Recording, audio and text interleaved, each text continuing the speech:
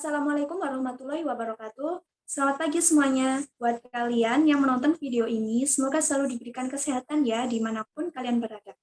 Perkenalkan, saya Devi Ayu Hairina, mahasiswa Universitas Negeri Malang. Di sini saya akan menyelesaikan tugas dari materi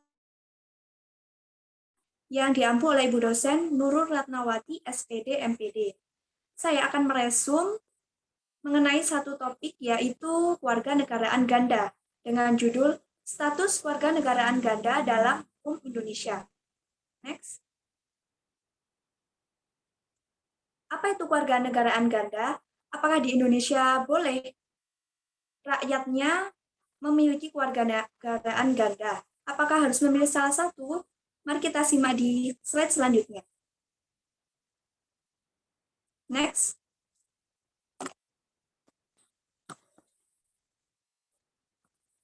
Negara dapat menentukan siapa-siapa yang menjadi warga negara. Negara harus mengakui bahwa setiap orang berhak memilih kewarganegaraan, memilih tempat tinggal di wilayah negara dan meninggalkannya, serta berhak kembali sebagaimana dinyatakan oleh pasal 28E ayat 1 Undang-Undang Dasar 1945, bahwa orang yang tinggal dalam wilayah negara dapat diklasifikasikan menjadi dua, yaitu satu penduduk dan dua bukan penduduk.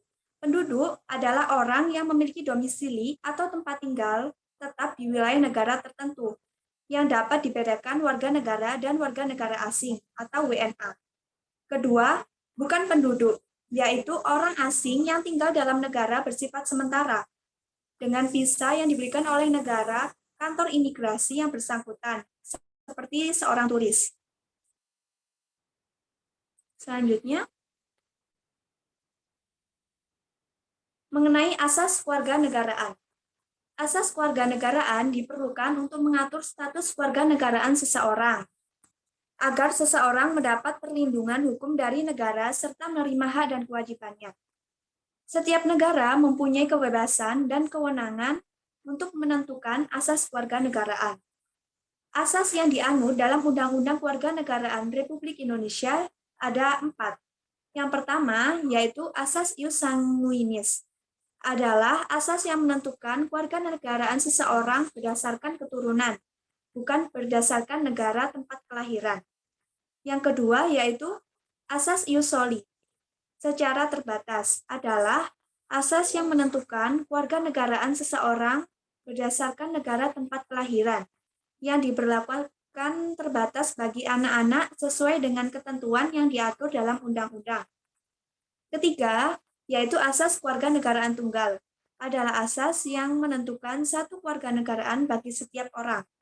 Yang keempat, yaitu asas kewarganegaraan ganda terbatas, adalah asas yang menentukan kewarganegaraan ganda bagi anak-anak sesuai dengan ketentuan yang diatur dalam undang-undang. Oke, selanjutnya. Dengan diterapkannya asas kewarganegaraan campuran pada suatu negara akan mengakibatkan status kewarganegaraan seseorang menjadi seperti 3 kondisi berikut, yaitu yang pertama, apatrid, yaitu seseorang tidak mendapat kewarganegaraan disebabkan oleh orang tersebut lahir di sebuah negara yang menganut ius sanguinis.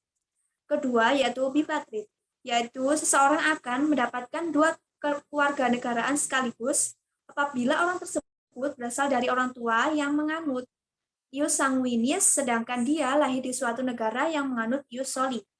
Ketiga, yaitu multipatrid, seseorang yang memiliki lebih dari 2 kewarganegaraan, yaitu seperti penduduk yang tinggal di daerah perbatasan antar 2 negara. Selanjutnya, Undang-Undang Kewarganegaraan Indonesia memiliki peraturan prinsip sendiri yang bersifat universal atas masalah status kewarganegaraan seseorang. Seperti pada Undang-Undang Dasar 1945 pada pasal 28D ayat 4, yaitu setiap orang berhak atas status kewarganegaraan. Untuk mengatasi masalah kewarganegaraan, Indonesia mengatur tata cara memperoleh kewarganegaraan Indonesia dalam Undang-Undang Nomor 62 Tahun 1958 dan diperbarui dalam Undang-Undang Nomor 12 Tahun 2006. Selanjutnya,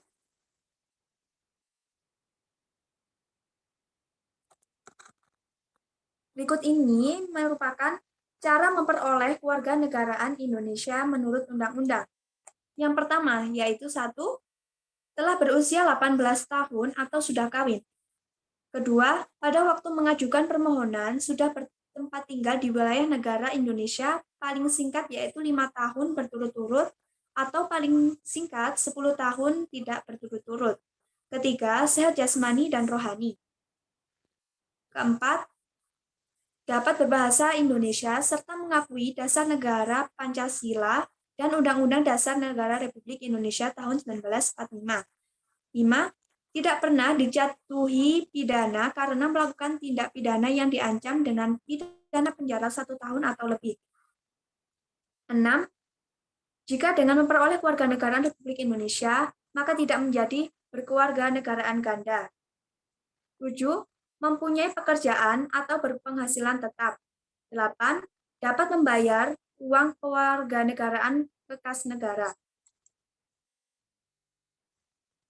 Oke, selanjutnya. Warga negara merupakan salah satu unsur hakiki dan unsur pokok suatu negara. Status kewarganegaraan menimbulkan hubungan timbal balik antara warga negara dan negaranya. Sementara itu, warga negara menurut Undang-Undang Dasar 1945, Pasal 26 ayat 1 adalah orang-orang bangsa Indonesia asli dan orang-orang bangsa lain yang disahkan dengan undang-undang sebagai warga negaranya.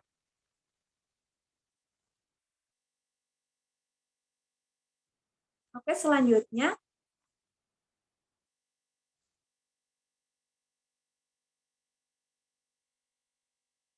Next.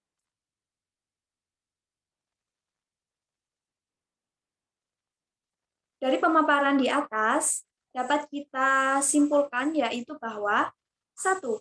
Pada dasarnya, kewarganegaraan tidak mengenal kewarganegaraan ganda atau bipatrid, ataupun tanpa kewarganegaraan atau apatrid. Kedua, kewarganegaraan ganda yang diberikan kepada anak dalam UU Kewarganegaraan merupakan suatu pengecualian yang bersifat sementara. Hukum Indonesia tidak membolehkan warga negaranya berkewarganegaraan ganda. Ketiga, apabila seorang WNI, warga negara Indonesia, berusia 18 tahun atau sudah menikah dan diketahui mempunyai kewarganegaraan ganda, maka ia harus memilih kewarganegaraannya, melepaskan salah satu kewarganegaraan yang ia miliki.